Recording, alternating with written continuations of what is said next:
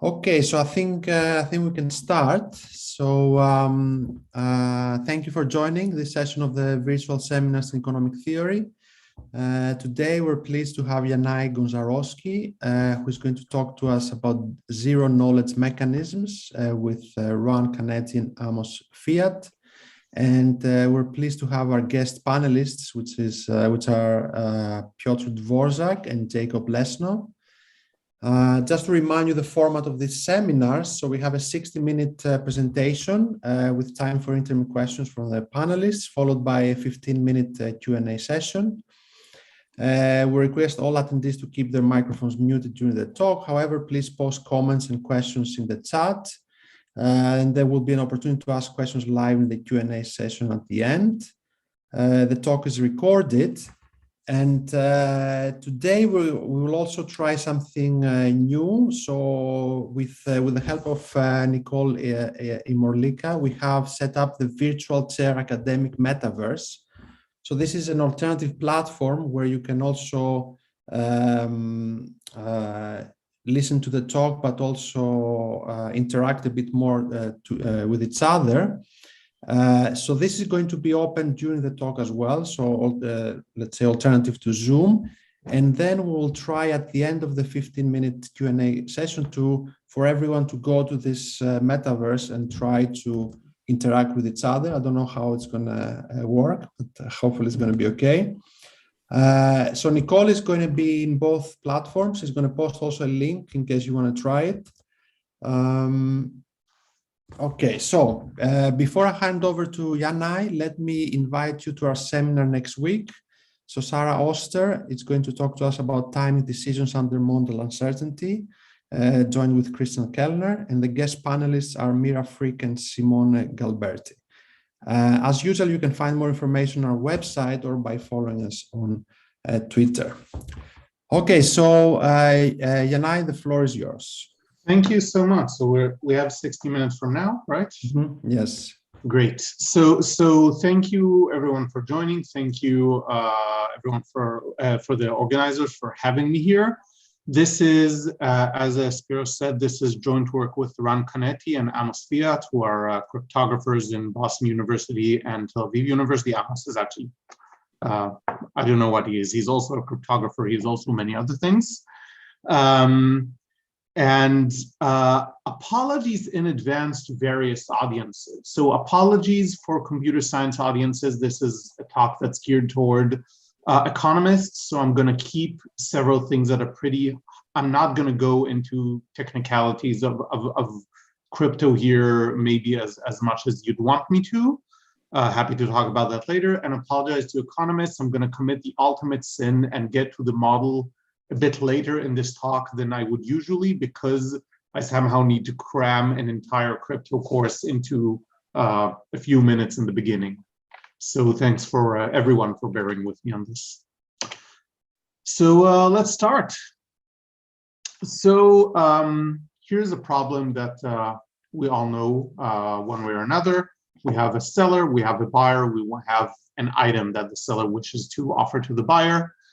And the seller has some private cost for the item, and the seller has some prior on the buyer's willingness to pay.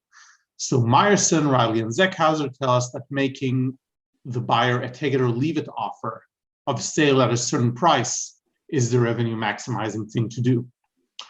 Now, if you look very careful at this, you will notice that if I, as the buyer, say that Jacob is the seller, if I, as the buyer, know Jacob's prior over my willingness to pay, and I see the price Jacob has posted, I can generically reconstruct Jacob's cost, which Jacob may not want me to know. Maybe that's a trade secret.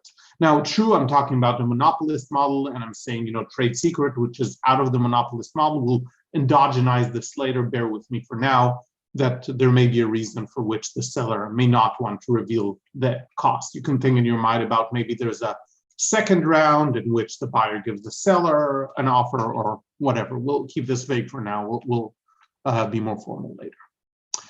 But more generally, a mechanism designer designs a mechanism with some goal in mind. It could be revenue maximization, maybe weighted social welfare, whatnot. And then the mechanism designer commits to the mechanism. She publicly announces the mechanism, says, here is the mechanism I'm going to run. And she does this because she wants agents to inspect the mechanism to verify the properties of the mechanism. She wants agents to be able to check that it's individually rational so that they know it's in their best interest to participate.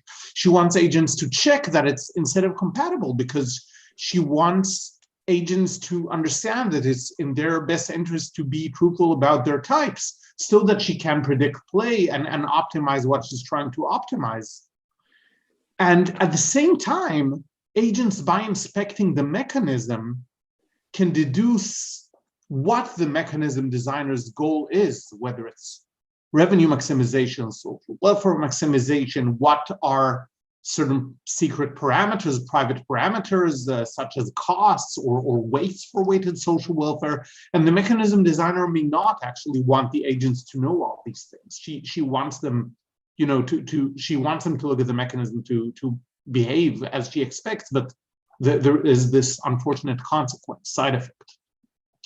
So it looks like there is a trade-off here, which is, if the seller wishes to obfuscate its goals or the parameters, costs, whatever, one alternative is for the mechanism designer to use a suboptimal mechanism. Take the optimal mechanism, noisy it up a bit. That's even noising it up a bit is not very simple, but however she does that, that creates a suboptimal mechanism. So it seems like there's a trade-off here between, obfuscating one's private information and, optimality. So you need to go to suboptimality. And the fundamental problem here, to talk at a slightly more high level, is that transparency is required for trust. And you've probably heard this before. If you search Google for trust and transparency, you get, Forbes and Harvard Business Review, and everyone says that, you need transparency to build trust. There's even this supposed quote by the Dalai Lama, not guaranteeing that this is an actual quote, but it appears all over the web. And so that's the main problem. Can you even create trust without transparency? Or, to create trust, you need transparency, but transparency also has some unfortunate side effects. And today I'm going to talk to you exactly about this, how to establish trust in a precise way without transparency.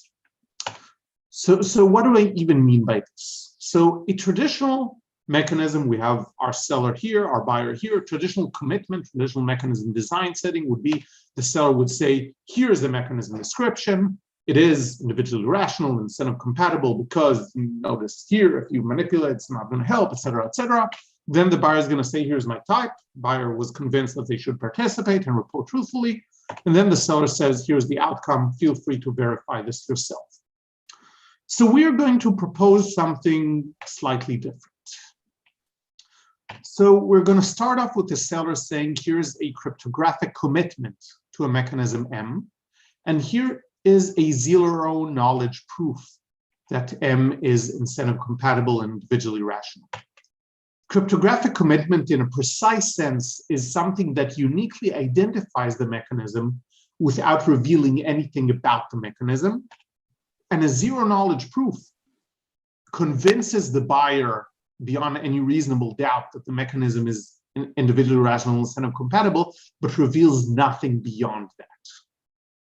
After this, very bizarre description of the mechanism, the buyer sees, well, it's IR and IC, so I'm going to just report my type truthfully. And then the seller is going to say, here's the outcome. And obviously you can't calculate it yourself because you don't know what the mechanism is, but here's a zero knowledge proof that this is the outcome of the mechanism to which I committed earlier, given that your type is T. And again, the zero knowledge proof reveals nothing about the mechanism beyond what the outcome is. So at the end of the day, the buyer learns that the mechanism was individually rational and incentive compatible, and what the outcome was for the specific type of the buyer, but no more, even months later, no more than that. And this is a good place to say that we're obviously not the first to use economics within cryptography. There's been past prior work on mechanism design even focused on preserving the secrecy of the participants' inputs in fixed, publicly known mechanisms. So there's been a lot of work on auctions, stable matchings, even more general mechanisms, stock exchanges. There was also non-privacy related usage, very beautiful papers showing how to implement correlated equilibria using as cheap talk plus Nash using cryptographic coin flips to emulate the correlated equilibria. And of course, cryptocurrencies. So this talk is going to differ from all of these because it's not about hiding participants' inputs in publicly known mechanisms. It's about hiding the mechanism itself. I see that we have a raised hand. I'm not sure if we can take questions from non-panelists. Spiros, what are the rules here?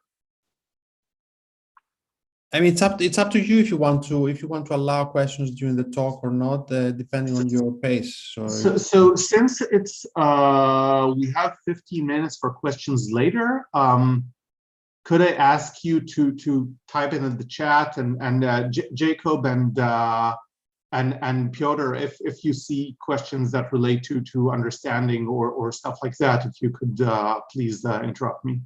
No problem. We can ask later. Thanks. Thank you. But Jacob and Piotr, feel free to barge in, and also with questions that people typed in the chat. So, as I said, this talk is about hiding a mechanism, and specifically, it's about trust in a hidden mechanism. So we have this exchange. Here's a cryptographic commitment for a mechanism. Here's a zero knowledge proof. Here's my type. Here's a zero knowledge proof that this is the outcome. And know that here, this is basically committing to a hidden mechanism. I'm gonna need to redefine to you what commitment in an economic setting is, given this thing, and we'll do that soon. But think about this as a commitment that, in the intuitive economic sense, to a hidden mechanism. And then the thing is that this is still a direct revelation environment. I mean, the mechanism is described in a very bizarre way. It's not even fully described, but it's the direct revelation environment in the sense that the buyer's strategy space is unchanged from everything that you know. So all of these strategic properties are going to be inherited directly from M. The typeface is not enlarged in any way. The buyer does not send any messages as part of the cryptographic protocol. Really, the message that the buyer sends is the type. And then, even after the outcome is revealed, the mechanism, apart from these truths about the mechanism, what the outcome is and its incentive properties, remains hidden. And let me give you an example for what this may look like. So the seller could say, the seller would be thinking about posting a price, maybe 7,000 in this sense. And despite the buyer being a very powerful Jedi, assume that the buyer cannot read the seller's mind here. So the seller is going to be, maybe the seller even says there's a price for simplicity. So here's the cryptographic commitment to the mechanism or even to the price. And here's a zero knowledge proof that Amos IR and IC. If it's a price, you don't even need this step. And then the buyer says, I value this robot R2D2 by 9,000 credits. And then the seller is going to say, you get R2D2, you pay 7,000. Here's a zero knowledge proof that this is consistent with what I posted.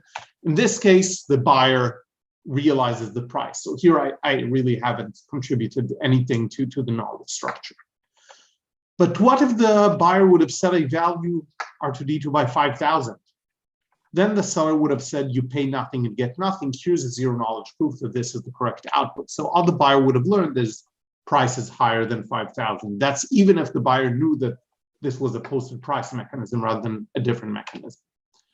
And more complicated with more than one item, you can think even, say that we're doing pricing and, the buyer's unit demand, and we know that we're doing pricing. So I'm still simplifying a lot compared to general mechanisms, which could be, randomized or complicated or pricing bundles or whatever. So say that the buyer says, I value one of the robots by 5,000, the other by 2,000. And say that the seller says you get nothing and pay nothing, then, the buyer realizes both prices were higher than the bids. But say now that the seller says 9,000 and 8,000. And the seller says you get R2D2 and pay 7,000. What does the buyer learn? the buyer learns the price of R2D2. And the buyer learns that by incentive compatibility, the price of the other robot would have been more than 6,000. So it would have given the buyer, that's what the buyer learns by the fact that his utility from what he got is 2,000. So the price of the other robot could not have given him utility higher than 2,000, otherwise wouldn't have been incentive compatible. So you see that here in any outcome, the buyer doesn't learn anything, and doesn't learn everything. The buyer only learns something. In the example, the buyer has unit demand. Here, the buyer has unit demand. Yeah, it's in the title here. For simplicity, again, I'm trying to make a few points here. What I'm going to tell you about, we'll be able to apply very generally. It's not historically accurate. Sorry? It's not historically accurate.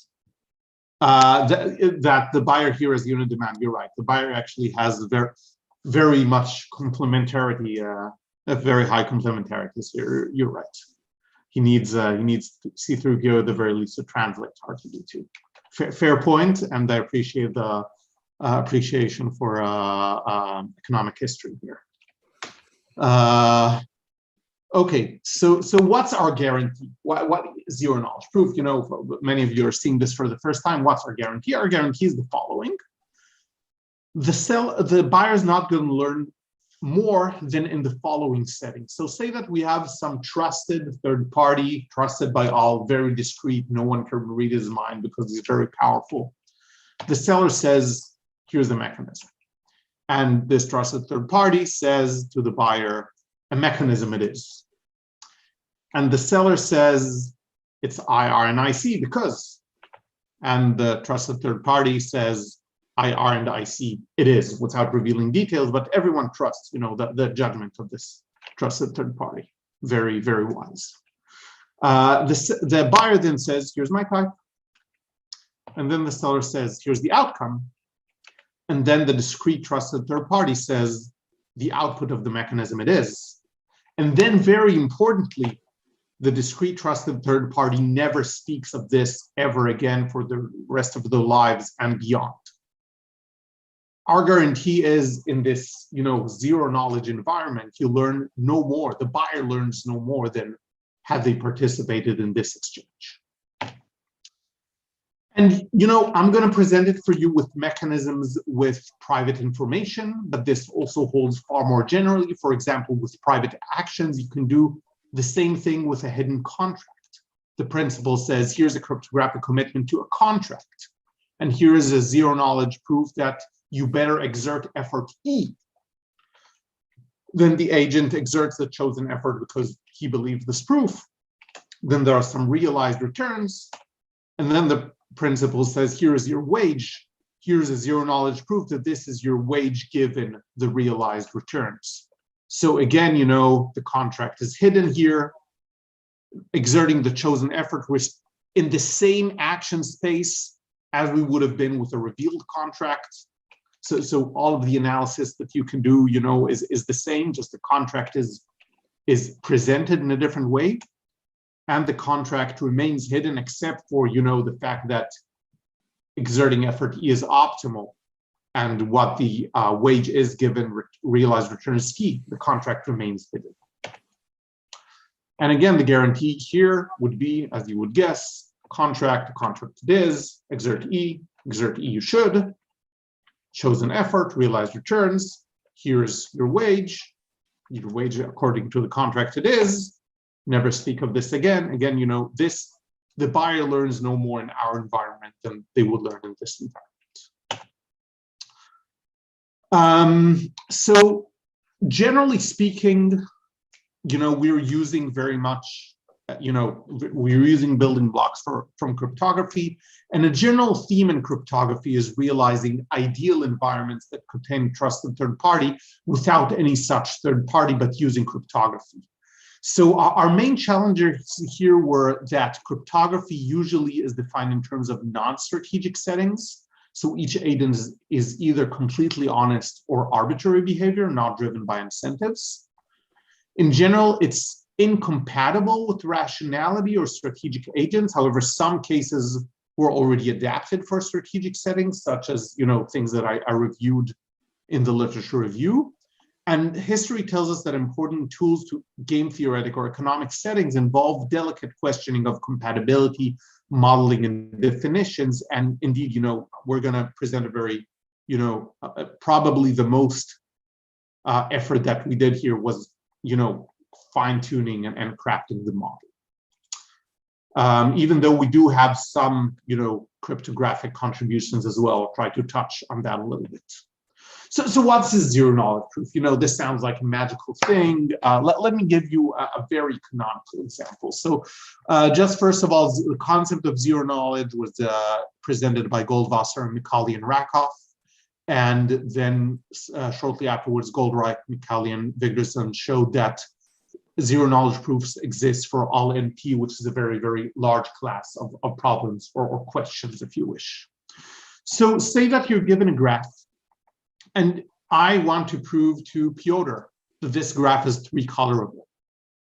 So what do I mean by that? I mean, I want to prove to Piotr that I know a three-coloring of this graph, coloring meaning that a way to color each vertex such that no two connected vertices have the same color, but I know how to do this only using three colors. And I want to prove this to Piotr without teaching him how to three-color the graph. So here is a very standard illustrative protocol. So say that I know of a coloring using red, green, and blue. I'm going to randomize a permutation over red, green, and blue. I'm going to apply this permutation to the known coloring. And I'm going to, draw it on a big piece of paper on the floor. I'm going to take a small piece of paper to cover each vertex. And then I'm going to invite Piotr in. And I'm going to tell him, you see by the edges that this is the graph we're talking about, but all of the vertices are covered. So you have no idea how each vertex is colored. And then I'm going to invite Piotr to choose two adjacent vertices, only two, and lift the cover of those. So what's going to happen here? If what I did is not a legal coloring of the graph, if Piotr just chooses two adjacent vertices at random, he has a small probability of figuring out that I'm a cheater, that this wasn't a legal coloring. Importantly, whatever Piotr sees under the two papers that he lifted on two adjacent vertices, he learns nothing about my coloring, because all he sees is two vertices colored differently. And since I applied a random permutation to my coloring, he learns nothing. So these colors tell him nothing about my real coloring or my coloring of other vertices. And then we're going to repeat all this thing, including, me re-randomizing a permutation, applying it again, drawing it again, covering it again. And now Piotr is going to lift two, maybe the same adjacent vertices. And whatever he learns there about the coloring, he does not give him any complementary information to what Piotr learned from the two previous vertices that he lifted. So however many times we do this, Piotr still doesn't know anything about my coloring, but the probability that if I'm a cheater, I can succeed over many rounds is exponentially small in the number of rounds. If I had a success probability of 1 minus epsilon a single round, it's going to be 1 minus epsilon to the power of the number of rounds for me to pass so many rounds. So if you do this 10, 20, 30, 100 rounds, Piotr is going to be convinced, beyond any reasonable doubt.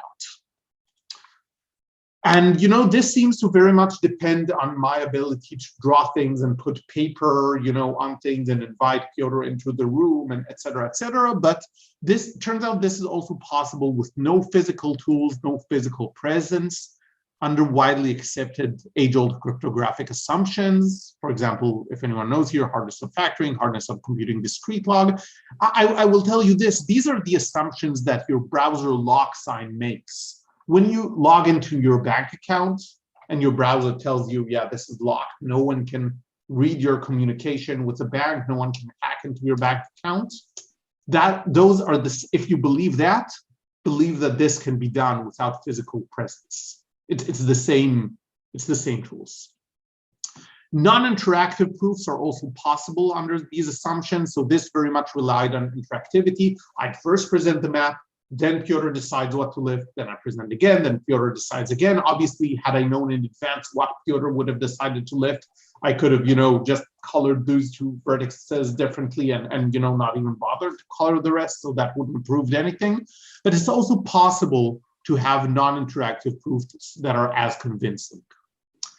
And finally, we're going to do something, that's more elaborate than this. Not that it has such things, in the crypto world were not done before, but it's more complicated in this example, in the sense that we're going to do commit then proof. So I'm first going to give a cryptographic commitment, and then there's zero knowledge proof. Instead of saying, there exists a coloring of this graph that we all know that is legal, we're going to prove there exists a mechanism that is individually rational and incentive compatible, and for which this thing I gave you earlier is the commitment. So this is compatible with the commitment I gave you earlier.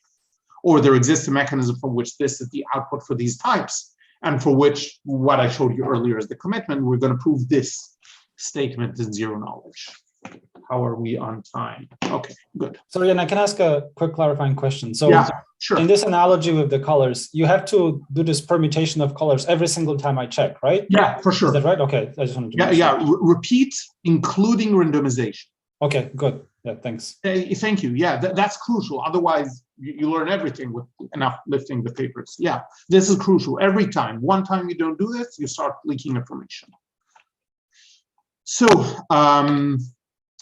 okay, so let me give you a few more slides to get to our most general setting before, not the most general, but a somewhat more general setting before we go to the definitions and model. So the buyer learns no more and no less than what she would have learned in the ideal environment, with a YODA, with a discrete trusted third-party YODA. So as we said, for a posted price mechanism, either the seller's price is learned if the item is sold, or an inequality over the seller's price is learned if the item is not sold. And the latter is not avoided, right? I mean, if you don't get the item, you know that the price is higher than what you offer. This cannot be avoided. Can the former be avoided? Could you learning the price be avoided if you get the item? This sounds bizarre. This question, is as bizarre for the zero knowledge environment as it is for the ideal environment. This can actually be done. So since everyone's risk neutral, instead of having the buyer pay P if the bid is, above the price P, we can have the buyer pay if their bid is above the price pay some high H, $3 million credits, whatever, some known upper bound over all valuations with probability P over H and pay zero otherwise. This is going to result in expected payoff P. If everyone is risk neutral, if everyone only cares about expectations, we can do this instead. And then we would hope for the buyer to only learn the realized outcome. They would get the item, so they know that their bid was higher than the price, but they pay H or pay nothing, so they don't exactly learn the price. They update, a prior, but quite weakly. So this H versus zero is a very simple lottery that doesn't reveal a lot. We also have in the paper, we talk about more attractive mean preserving spreads that have the same guarantee, but are not as, high variance. This actually has some surprising connections to differential privacy. I'm not going to talk about this today, but it's pretty neat, I think. So the question is, can we hide a randomized mechanism revealing only the realized outcome, to do this? And we can, and we'd like the ideal environment to look like this. Mechanism, IC and IR, here's the type. YODA flips a coin, guarantees that it's fair. Seller says, here's the outcome. YODA says, the output of the mechanism with my fair coins it is, never speaks of this again. And this is also possible. So how do we do this? Here's a cryptographic commitment to a mechanism. Here's zero null proof that it's IR and IC. Here's the type. That's so far, this is what we've done all along. And now we can do one of two things. Either we can do public random stream. What do I mean by this? They both look at sunspots and derive random bits from that. That sounds bizarre to you, but there's actually a random beacon, a random stream of the National Institutes of Standards in the US that is kind of meant for this, asterisk. They say they're not meant for any cryptographic use, so be careful with that. But the idea is very much, having public randomness that everyone can trust. The other option is to do a simple protocol for cryptographic coin flipping.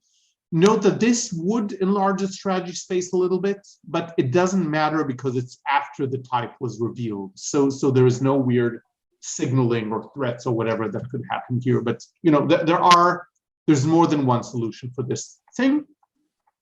And then the seller says, here's the outcome. Here's a zero knowledge proof that this is the outcome of the mechanism to which I committed before with your types, where the randomness used by the mechanism is the result of this.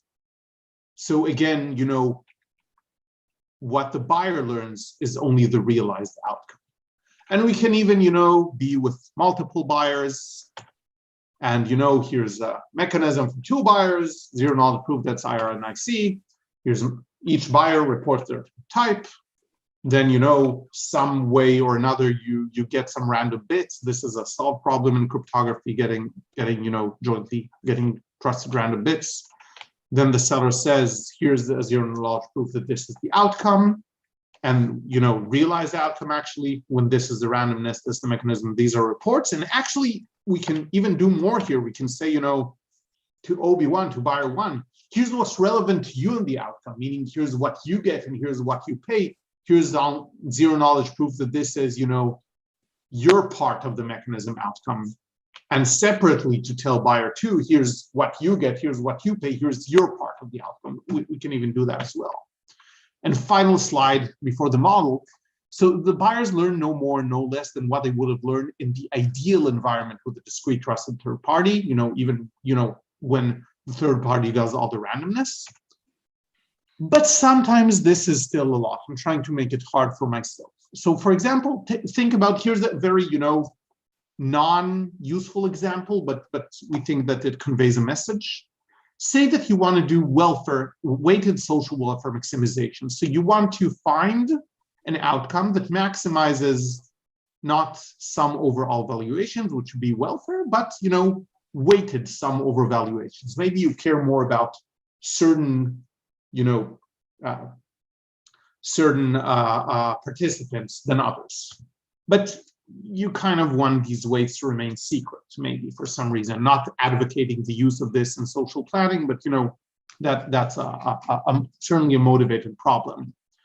And say that you use the Groves mechanism, but with no pivot rule. So you literally pay, you pay each buyer the welfare of the rest, properly weighted, so to align everyone's incentives. And here's an observation that we haven't seen before. Here's an observation that we haven't seen before. So if you fix a type profile, unless you're in the very degenerate place where everyone has a value of 0 for everything, then given only the type profiles and the single outcome, you can recover the entire weight vector. Because the outcome together with these prices are so revealing, even the single outcome gives you the entire mechanism. Even if you know that what is done here is weighted social welfare maximization without, the Clark pivot rule, without any pivot rule. So not saying that this is a useful mechanism, but, sometimes you reveal a lot. You leak a lot even by a single outcome. And the question is, can this be avoided? And as I said, there's extensive prior literature, most of the literature review slides, on computing a known mechanism while hiding the type reports of the participants. Traditionally, this is for the privacy of bidders. Bidders don't want their bids to be discovered, but we actually present a motivation for this, motivated by the privacy of the mechanism designer rather than the privacy of the bidders. So this is even a more motivated problem in some sense. And I'm not going to show this to you today, but we do have an extension that, allows you to hide both the mechanism and the type reports. So the guarantee would be, even the type reports go to this Yoda, and then Yoda says, I flipped some coins, I ran the mechanism. This is, the outcome, or for seller, this is what you care about. Buyers, this is what you care about. Even this is possible using a very powerful cryptographic primitive called secure multi-party computation. I'm not going to go a lot into this because our main contribution really is the hiding the mechanism rather than combining with previous works. Yannai? Okay, formal definitions. Model. Yannai? Yeah. So I'm not sure if that's the right place to ask, but yeah. Partly clarification, partly about why do you focus on zero knowledge rather than trusted computation? Because a lot of the examples kind of say, like, I could do this if I just had a mediator. If I had a trusted mediator, I want to be able to do this without a trusted mediator. Good. So, okay. So yeah, good. So first of all, I mean, the point is removing a mediator, as we said a few times. The reason that we don't want to do trusted secure multi-party computation, if we don't need to, is first of all, it's complex. Second of all, it enlarges the strategy space of the buyers. Most of these papers, at least those that do not assume any physical co-presence or physical tools, require, the strategy space of the buyers is larger, and therefore, the mechanism does not remain dominant strategy. You get ex post equilibrium instead of dominant strategy. You get weakened things. Things are harder to define. You need to define, also the computation power of the buyers. You restrict them to strategies within a certain computational framework, and the fact that these are that each of them sends many messages. They could use that to threaten each other. Strategies become far more complex. Our point is we can avoid all of that if all we care about is hiding the mechanism. Does that answer your question, Jacob? Yeah, I understand. I think it will be clear once you get into the model itself. Okay, great. Yeah. Okay, so let's do that. So let's define a general environment for committing to mechanisms and running them. This is going to be general enough to encapsulate what you think of as committing to a mechanism, as well as what we propose here. So the first step, this is going to be a bit bizarre, but we need this for the crypto. Commitment randomness generation step. The environment or nature draws a uniformly random sequence of NC bits. Whenever you see a letter that you don't recognize, that's part of the parameters of this environment. So when you're going to say later there exists an environment, it's going to say there exists NC and whatever other symbols we have here. So a practical way to implement this is, for example, take this morning's New York Times headlines, assuming that no participant can control it, take a one-way permutation, apply it to that, you get a free random stream of bits. This is, as standard to many applications. Then there's a commitment step. The mechanism designer chooses a commitment step message and announces it. So, in the environment you're used to, a commitment step message is simply, the entire mechanism. In our case, it's going to be a cryptographic commitment plus a zero knowledge proof of whichever properties of the mechanism we're interested in. Could be IR and IC, could be, exerting effort, could be many other things, basically any predicate. And then we say it must hold that a certain predicate, which is part of the environment, when run on these things, returns true. So if, in the standard environment, which is an algorithm, this predicate would check. This is just a mechanism. This predicate would check that the mechanism is IR and IC. In our setting, it's going to check that this is a commitment plus a legal proof that this is IR and IC. And this is a good place to exactly define what we mean by commitment in the economic sense. So usually when we commit, we commit to a mechanism, we announce it, and that's the only thing in our mind. So we're committing to what's in our mind because we yelled it out loud. In our model, the mechanism is never observed. So we don't exogenize commitment to it. Our theorem is going to say this essentially means that the mechanism designer committed to the mechanism that is in their mind. That's going to be an endogenous commitment. The exogenous commitment is to publicly observed announcements. So we assume an exogenous commitment to announcements, which is, the seller can only send, zero knowledge proofs that check out. Otherwise, the seller is in violation. And they could be punished the same way that, a seller that refuses to abide by the mechanism that they themselves published could be punished in a standard cryptographic setting. So basically, we take the idea of a commitment to publicly observed announcements from, everything that was done so far, and we use it to implement an endogenous commitment to a never observed mechanism. After this comes the direct revelation step. The players publicly reveal their types. And to Jacob's answer, this is the only action taken by players in this entire thing. So they cannot, their strategy space has not been enlarged. You don't have to look at various, sequential equilibria. You don't have to look at threats. You don't have to look at stuff like that. Analyzing the strategic properties of the mechanism here is as complicated or simple as it is to analyze this when you have vanilla direct revelation mechanisms that are fully announced and committed. Then there is this mechanism randomness generation step. This is generation for the randomness used by a random mechanism. So the environment/nature draws a uniformly random sequence of NE bits and publicly announces it. And as I said, practically, you can either do cryptographic coin flipping or look at a randomness beacon. Even if you do cryptographic coin flipping, this is after the direct revelation step, so you can't really use this for any meaningful threats. Finally, mechanism running step. The mechanism designer announces the mechanism outcome X and a running step message DE. Think about this as a zero knowledge proof that this is the right outcome. And again, we have a predicate only over publicly announced things that checks that this is a legal zero knowledge proof, that this is the outcome with this randomness, with these type reports of the mechanism committed to here.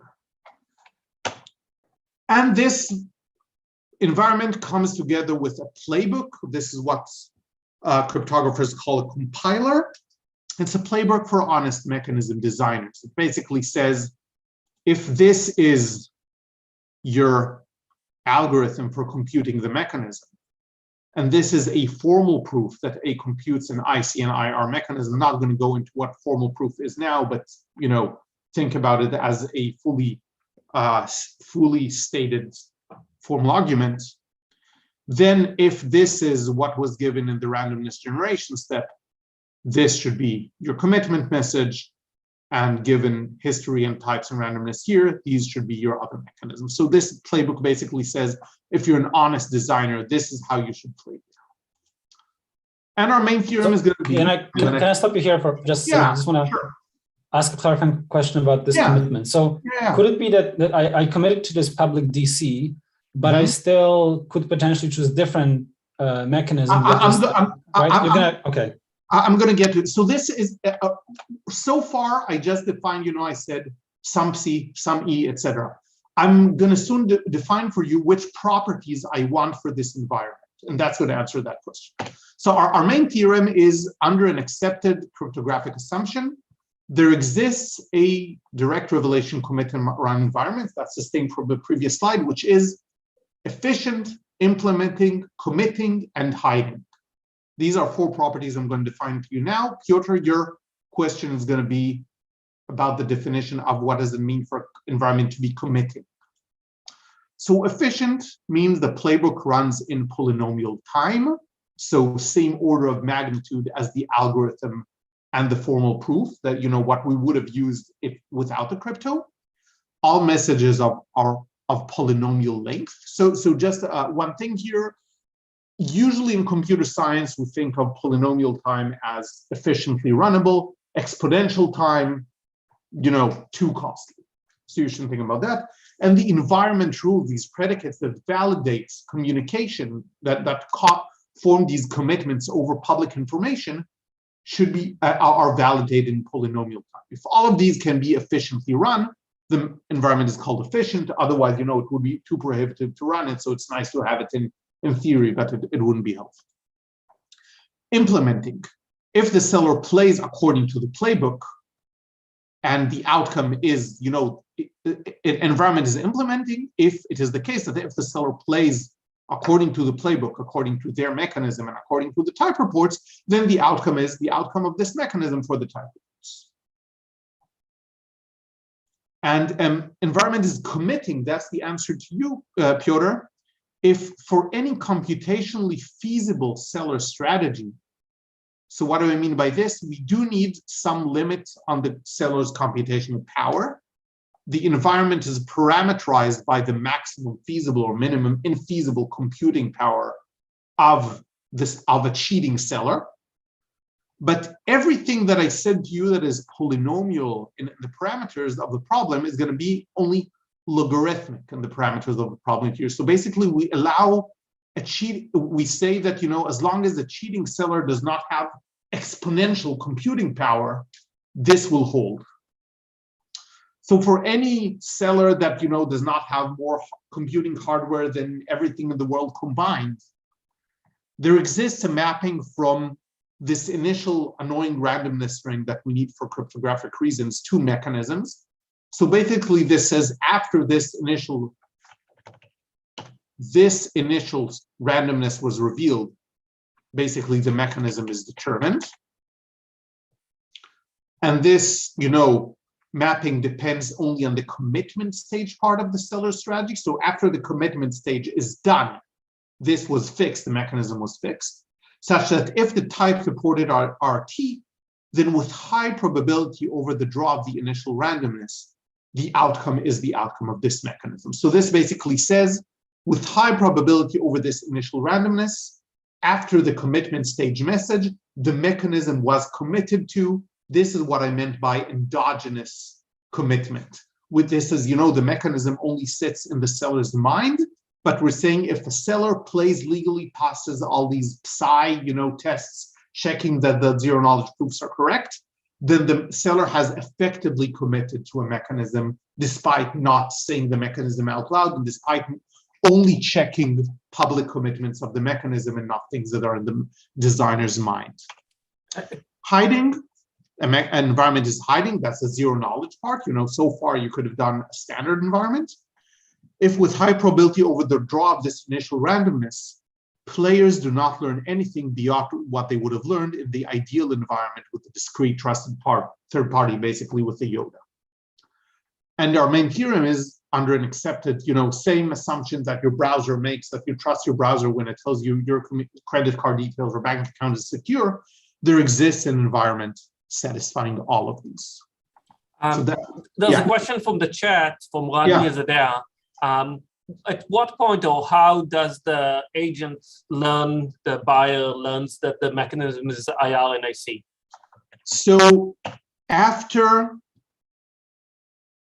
Psi-C, you can have it check that the mechanism is IR and IC. So, this is, so there is basically such a theorem can be, this theorem basically says for any properties of the mechanism that you wish to check in advance, for which the seller has a formal proof of in advance, you can have an environment that guarantees this. So basically, thank you for this. This should be a mapping from RC to IR and IC mechanisms M. Thank you for this.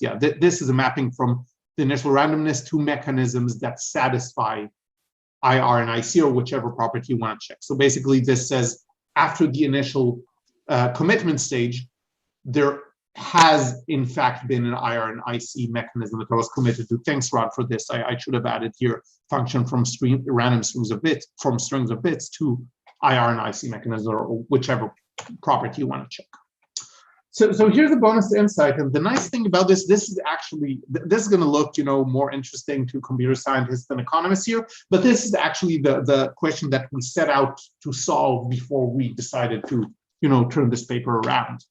So there's a lot of literature in, this intersection of computer science and economics on the communication complexity in mechanism design, communication complexity of running a commonly known mechanism. So, this is Ilya Segal and Noam Nissan and so on and so forth, and many,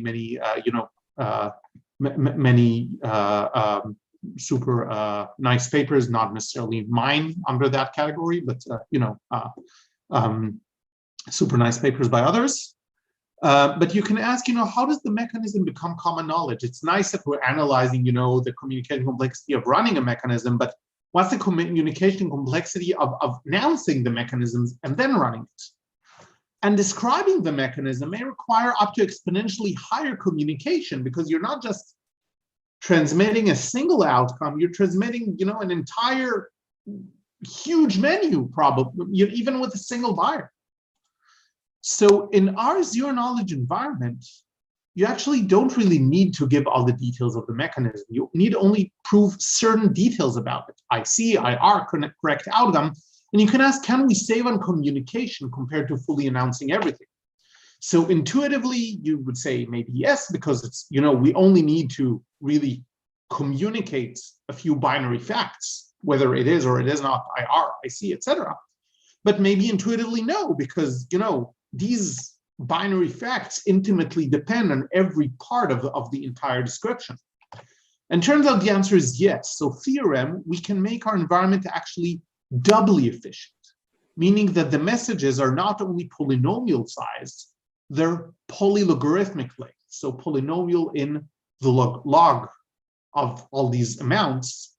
And we can have the rules of the environment, these two psi predicates, be validated in polylogarithmic time. So this actually means that we get the same communication as we would have gotten by just running a publicly known mechanism, but we get for free in terms of communication, the fact that we're using a mechanism that was not announced before. And we achieve this using more advanced crypto tools called snarks. Those here who are doing blockchains know them. These are our cryptographic tools built upon what's called probabilistically checkable proofs. So we use these, and snarks, again, that's a well-known building block in cryptography. I'm not claiming contribution here, but I'm just saying, that this is a contribution in terms of application. And we can do this to construct proofs that are of size logarithmic in the size of the mechanism description. And this indeed gives this exponential speed up in communication, bringing back communication, even though the mechanism was not announced, to the communication of just running it. So, and this was actually what made us start look at everything before we even thought about privacy. So that's just a message as to, curious story about how one question leads to another. Like what I understand. Sorry, if you want to run, just go forward. But No, go ahead. I think I have 9 more minutes because we started at 11:03 and so on the previous slide, if I understood correctly, what you're saying is that the question that they're asking is interesting, but you are able to answer a different question. It's like that instead of exactly the entire mechanism. Yeah, that question is well studied. It's not completely answered, but it's answered in many different settings. But it's always have been a question about running a commonly known mechanism, and we're saying, let's. You don't need to. You don't need to know the mechanism. Exactly. We're saying you get basically similar communication for free, even if you hadn't known the mechanism, despite the fact that the naive thing would have made, exponentially higher communication just sending the entire mechanism. So some preliminary applications. So we talked about trust without transparency. So traditionally, making an offer, committing to an offer, is one and the same with disclosing information. our framework allows you to decouple who makes the offer from who, if any, discloses information. So you can think about bargaining with one side offering, but the other side disclosing. While, standard bargaining, the side that's offering is the side that's disclosing, or bargaining with no disclosure at all. And this, implementation really allows you to keep null and void offers secret. So I'm not going to go into any politics here. Don't worry about that. But, there was a real debate, for example, in Israel. And again, without going into, sides or whatever.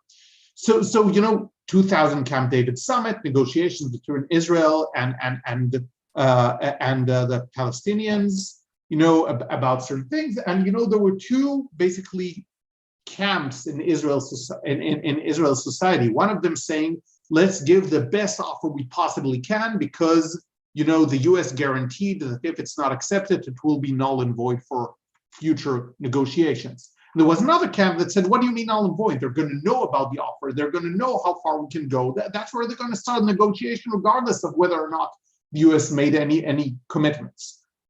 And our technology, our application of this technology allows us really to keep null and void offers secrets. If the offer is not accepted, nothing is learned about the offer except the fact that it was such that, whatever the other side was willing to accept was, incompatible. And there's a paper by Chopich and Busati that says that bargaining through a mediator who hides offers until offers are compatible increases efficiency. We can get this without the need for a mediator, trusted or not. There's a paper by Hernan Dier that says bargaining, when you have, market for lemons kind of thing with correlated values, if previous offers are observable, this will likely end up in an impasse. If previous offers are hidden, agreement is always reached. And again, we can do the same. We offer a way to make previous offers unobservable, even with no trusted third party. And you can even think about the informed principle, informed designer problem. We remove the need for common knowledge of the seller type space or common knowledge, or the need for a median to run the mechanism after the seller has announced the mechanism. So these are things that may be useful in a variety of ways. And going more, I'm not claiming, Piotr, that I have a specific application in mind here, but Piotr has a beautiful line of work about mechanism design with aftermarkets, where some things are going to happen later and things revealed during the mechanism are going to be, the basis of things later. This may provide a venue for doing that even with an informed seller who participates in the aftermarkets. And we also have an application for ad auctions, but I'm going to skip that. I'm going to skip most of this up next slide, but let me just say the prior literature, at least, prior literature that uses crypto was very much influenced by crypto community values, which say, let's hide as much as possible. And in real life, and this was observed by Piotr, for example, we sometimes want to selectively expose more for reputation or otherwise. In Piotr's setting, it was for a specific strategic reason, but, you can think about various other reasons. For example, the seller may not want to reveal their inventory size, or in school matching, maybe, you don't want to reveal people's preferences, but you want to reveal to policymakers some statistics about how many got their first choice, second choice, third choice. This is not, in the sense for aftermarkets or anything. This is just for the policymaker to continue to approve of this mechanism and get some idea of how well it does. So, this is, and you may want to keep mechanisms hidden, only prove certain fairness criteria. I told you, IR and IC, maybe you want to prove some fairness. Maybe you want to prove some mechanism properties to regulators to show that you're not doing anything, antitrust related, but you don't want to let regulators poke inside your mechanism. So, we could imagine this is just preliminary. We're very much thinking about these things. And I just in a single sentence, let me say, I mentioned earlier that, we also have a way to combine our hiding the mechanism thing with previous, hiding buyers' information. So we have a very general theorem, we call it the unrevelation principle, that basically says you can, any kind of information structure you want, you can reveal without a trusted mediator or without a trusted third party. So this gives a way to implement things that, economic theory so far has thought about as requiring a mediator or requiring a trust in the seller who has, no evil stake in the aftermarket or whatever. And we like to call this revelation design, TBD if this catches on. What's not an application of ours? This is important for me to say. Still, in some cases, a buyer may wish to eyeball a mechanism. And they don't exactly know what they're looking for, not necessarily IC or IR or exerting of some effort or fairness or whatever. They may wish to eyeball it to see that it makes sense. Possibly because formulating a precise condition on the mechanism is too hard or too costly for the buyer to do. Possibly because it's a regulator who doesn't want to only enforce the letter of the law, but the spirit of the law. We don't help with that. That's not an application of ours. Another thing, you may be a buyer wishing to choose between a few competing mechanisms. It wouldn't help you to just know that each of these is IC and IR. You want to know which one is better for you. So we don't handle this. We could conceive, a situation which crypto could handle this. For example, the buyer could formulate a function from two mechanisms that into, a bit that says, choose this or choose that into, left or right. And then the buyer and sellers could, securely evaluate it using multi-party computation. The buyer wouldn't learn anything except for which mechanism to choose, but this is beyond our scope. This is, ideas for further research. And takeaways, I have 1 minute left until 12:03. So zero knowledge proofs and secure multi-party computation, these are, tried and true cryptographic primitives. We apply them in a certain way to mechanism design and show that it allows in a precise, modeled way for endogenous commitment to elaborate mechanisms with verifiable properties, yet without publicly announcing these mechanisms, using only exogenous commitment to public announcements rather than to things in your mind.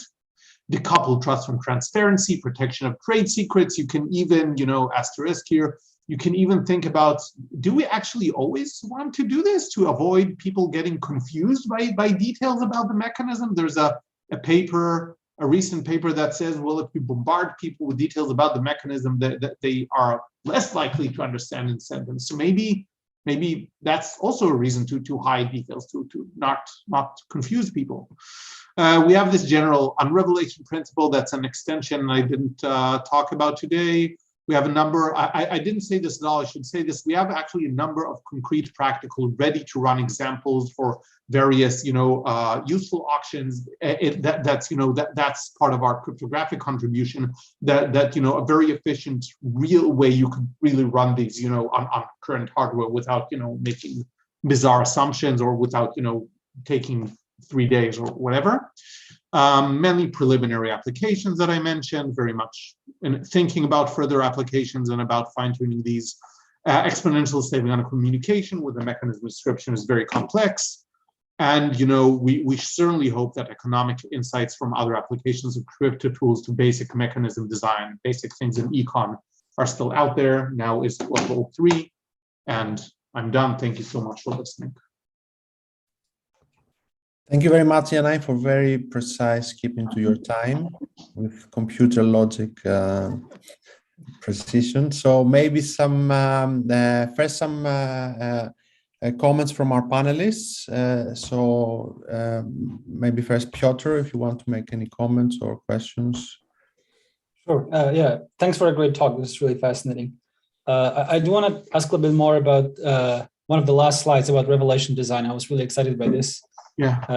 Not only because it touches on some of my work, this is less relevant, but I was really curious what your results say about Bayesian persuasion, right? And it sounds like maybe it's so maybe it doesn't say anything. Like Bayesian persuasion, basically there is no report from the agent, and you do want to induce certain beliefs, not necessarily no disclosure. So is it saying anything interesting about potentially micro-founding the commitment assumption or relaxing the commitment assumption, or does it just boil down to the usual commitment assumption? So that's a good question. I'm going to have to think of it. Let me say one thing, and let me say that with respect to the informed principle, and I think that may say something about this. So, when you first look at this, you could think, well, you could commit to any mechanism whatsoever. That's, finally a reasonable way to solve the informed principles / informed designer problem. And the thing is that, there is still an equilibrium in the background. Even if when you choose a mechanism, the buyer doesn't know which mechanism you choose, the buyer and the seller still have in their minds an equilibrium between the buyer and the seller. So there is, an equilibrium means that basically a function, a strategy for the seller to do a certain mechanism if their private information and so on, and to expose if they don't do this, et cetera, et cetera. So everything bad, quote unquote, that you get from equilibrium, such as unraveling and such as this you still get.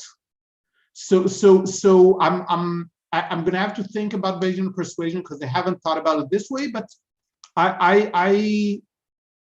it may be the case. Again, I'll think about it that all of these things about there's an equilibrium, so it could unravel, and I should take things with a grain of salt, etc. Those we may not be helping with those. Does that make sense? Yeah, and also my conjecture is it's not going to help, but I think it'll be really worth looking into because there's a lot of research on this commitment assumption. I think your results have bite when the allocation I want to implement somehow conflicts with the information structure I want to induce. Yeah. When there's a conflict, these results will have bite. When there is no conflict, for example, because there is no allocation, then I don't think this adds something new, but I will still be curious to find out for sure.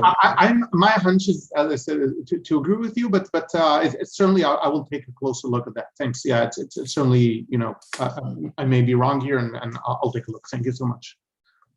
So there's a question from Jason Hartley, but maybe Jacob should ask his questions first. I was gonna go with Jason's question first. So you want to ask it, or? Oh, go ahead, Jacob. Okay, so Jason, you're basically asking your question here to unmotivate people to go to your academic metaverse. That's interesting. Okay, we're going to have to talk about incentives later, but fine. I think everybody should go to. I agree. I'm just taking a crack at Jason because this metaverse is an awesome thing that he and Nicole designed. So I'm just making a crack at him, but they should both be applauded for this. I agree that it's great and that everybody should go to that. I don't agree that we should call it metaverse. I don't think we should call anything metaverse. That's okay. So Jason's question, I'm paraphrasing a bit. It says he kind of thinks that his working understanding was that anything you could do with a mediator, you could do with cryptography instead. Yeah. Is that assumption incorrect, or are there details that we're missing? And that's something that I also wanted. You kind of mentioned some nuance. There's some nuance in the different cryptography that can eliminate the mediator. I also want to hear more about. Okay, so that goes back to this literature slide that I showed you that, this crypto versus incentives. So.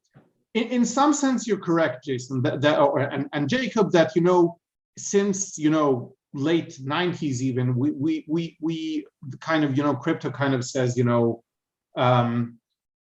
anything we can do with a mediator we can do with crypto instead, and yet there were dozens of papers within this Econ CS community, one improving on the other. After all that was known, after secure multi-computation was invented, in this starting in the early 2000s, and recently these people have shifted to Bitcoin, I think more. But there was a string of literally dozens of papers. Some of them I've quoted here, and they got new insights because this marriage of multi-party computation with incentives is something that's is hard to do. It's hard to phrase a clean model with clear incentives. It's hard to understand, what from incentives carries over because crypto models things in terms of you either have adversaries or you have, totally honest people, but not you have many people, each of whom cares about their own utility. So in terms of conceptual message, yeah, the conceptual message of crypto has been since, decades now that whatever you can do with a mediator, you can do without a mediator. Marrying that with incentives is the model that I gave you, for example, honestly, took us quite a while, and two of my co-authors, are they have been working on these things possibly since before I was born. So it's and they know this better than any of us, I guess. So the contribution here would be the exact definitions, giving, we also, as I said, I have some crypto contributions, but the contribution is, exact definitions that make economic sense and can be used by economists and make it very clear what's the strategic structure, and not imposing any additional, burden of analysis to the strategic structure and stuff like this. So that is how at least I would view our contribution. And even the idea, so I would even say this, the fact is that all of these dozens of papers, none of them, to the best of our knowledge, ever talked about hiding a mechanism. So I would claim that that's also a conceptual contribution, even if once you say that, if once you say that and give all our definitions, the proof may not be the challenging part here. It still a bit is, but never mind. But it's again, the application, observation that hiding the mechanism is useful, how to do that, how to define the environment, how to derive economic messages from that. Does that make sense, Jacob?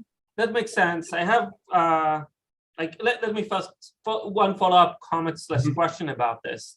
There can be two challenges when you go to move from like a cryptographic model to an incentive model.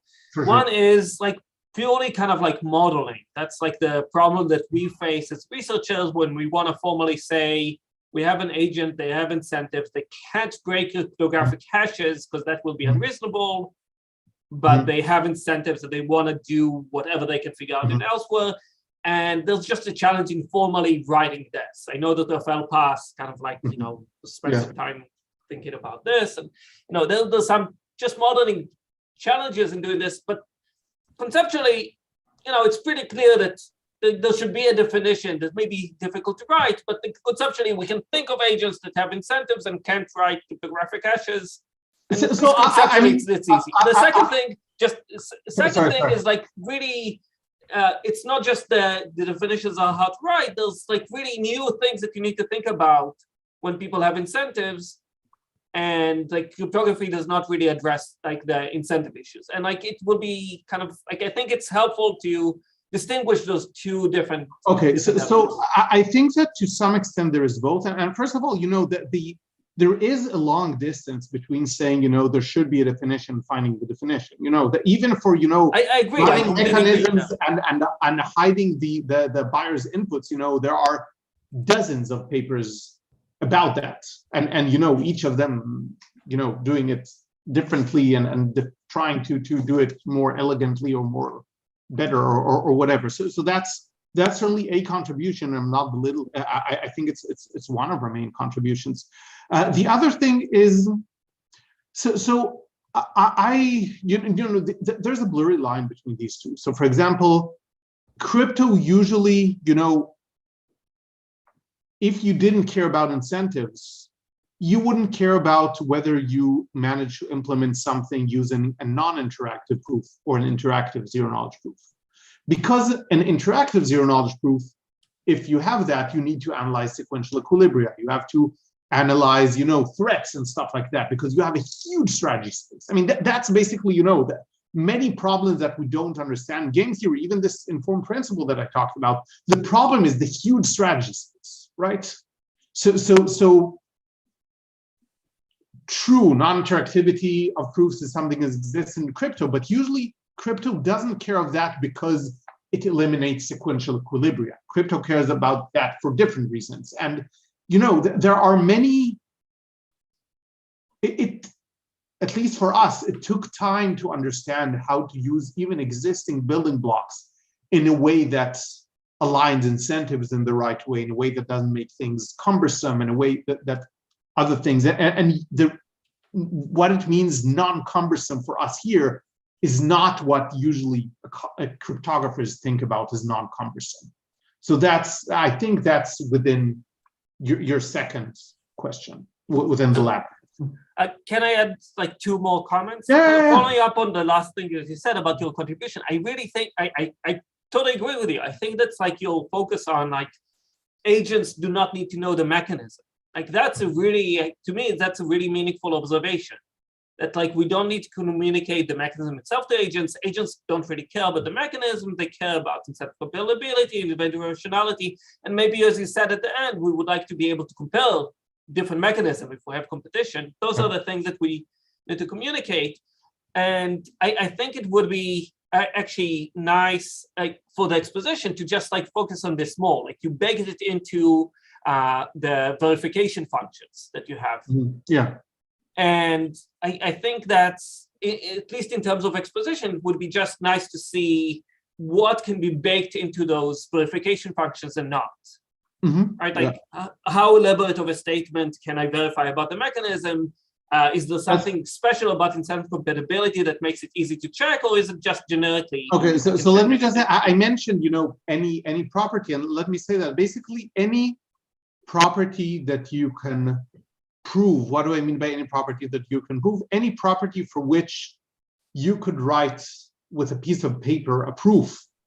So this rules out, for example, properties that require exponentially long proofs and stuff like that. So basically, any property you can prove, you can plug into here. That's a fancy way of saying any question about the mechanism that's in NP can be plugged in here. Yeah. Any question, for which the proof is not hideously long. Yeah, can I just ask a quick follow-up?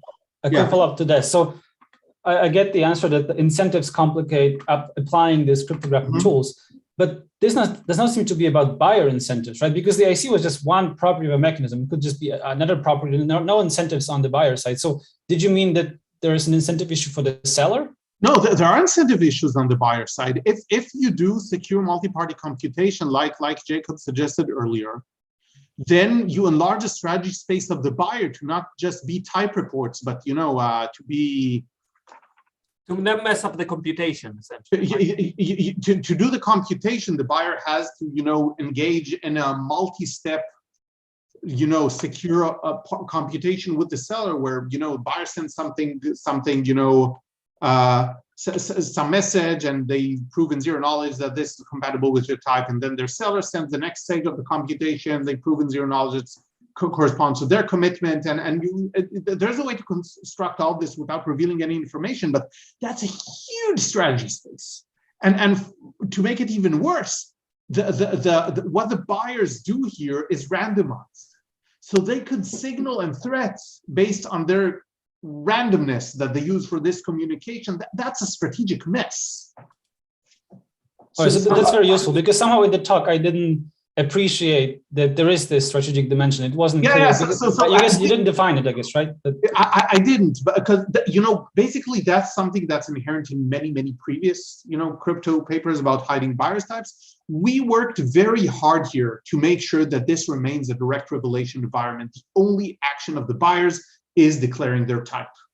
Otherwise, it's, you need to talk about sequential equilibria or exposed equilibria, which is much weaker, it's kind of worms. So,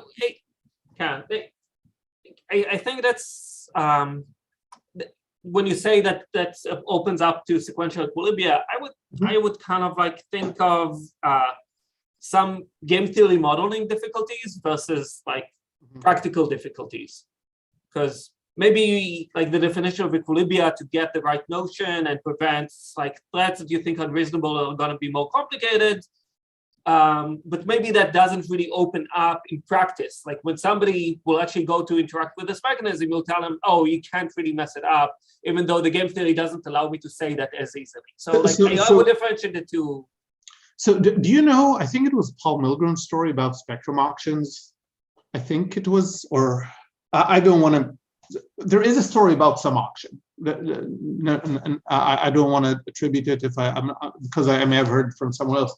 There's a story about some auction that happened in real life, where there are basically two bidders competing higher and higher over two items. The FU bids. Yeah. Yeah. So, there is meaningful information that you could, using a bid, convey the message of stop competing me over that, I'll stop competing with you over this. I mean, you could. I think it's an example of a model that was not rich enough, and I completely agree. When you add like more kind of complexity or possibilities to the strategy space, there may be more and more things that you didn't think of that will matter for incentives. Yeah, and I completely agree with this, and I'm completely on board with you. I'm just like wonder kind of. So for sure, maybe, every time, we design markets, I haven't designed auctions, but I've designed matching markets, you need to think about the specific instance, what makes sense and what doesn't. What we provide here does not enlarge the strategy space of the buyers at all. So you can use it without thinking about what makes sense and what doesn't. I completely agree. I would just like phrase it a bit differently. It's really nice that you don't need multi-rounds or to increase the complexity of the mechanism.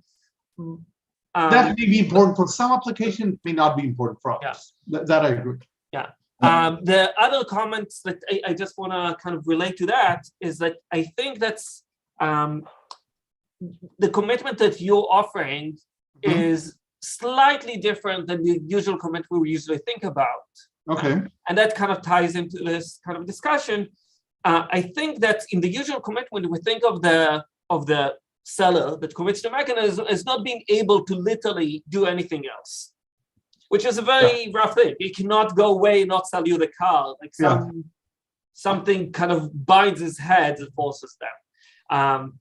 In your setting, you cannot offer that. The seller will be able to offer like some mechanism that's nonsensical or invalidated, but he will get caught. Yeah, and the validation question, which is like, I think, very close to the commitment, but not exactly the same. Sorry, go ahead. Sorry, we have a delay. Sorry, that's what I'm not.